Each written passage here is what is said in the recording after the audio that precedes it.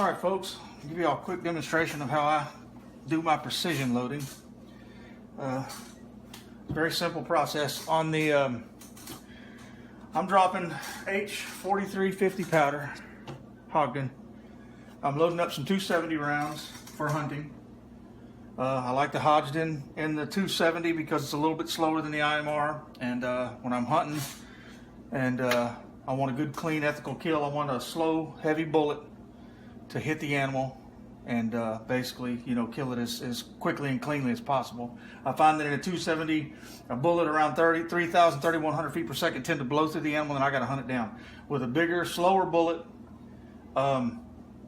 it doesn't seem to, at least in my experience, travel as far if it does travel. Typically with this load, they drop pretty good for me on the spot. So it's quick and as painless as it can be for the animal, and it saves me a lot of time tracking, getting my brother and my dad out there to help me find this deer.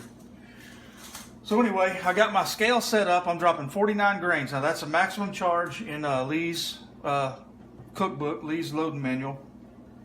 I worked this load up. I started at the minimum load and I worked up and watched for signs of pressure as I did it. So I know I'm safe with this charge in this gun. It's a Remington 700.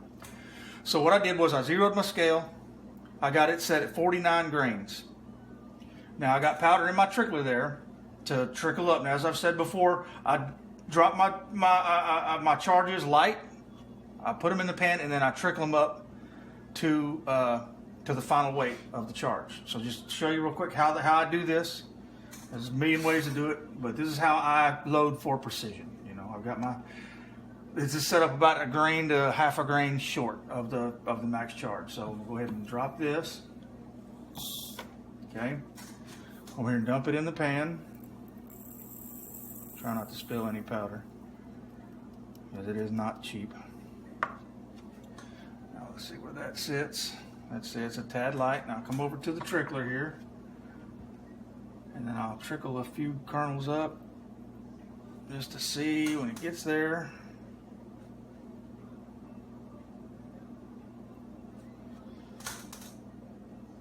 And that is on the money. I don't know if you can see that. Let me go ahead and bring this out and show you. As you can see from where I'm sitting, well, at the camera angle, it looks like it's light, but from where I'm sitting at, you know what, it is a little bit light. Let's go ahead and drop a few more kernels in there. Let's see what that does. That's on the money.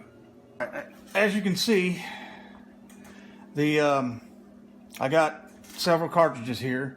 These three here have been charged, and I'm just doing them in a set. I'll do the whole set of them when I charge them, and once they're all done, then I'll do my bullet seating. But then I take my charge, my exact 49 grains that we all saw there, and I'll just pour it into here. A few taps, set that down in there. Now, I'll take the funnel, move it to the next cartridge.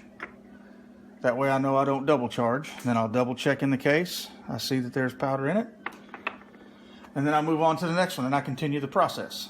Now when it comes time to seating these bullets, I'll show another video on how I seat my bullets for precision. Now this is for precision for hunting because I want my hunting bullets as accurate as I can get them. For plinking, I don't worry about weighing out every charge. I might check every 10th one or something. But pretty much for plinking, I'll use the powder.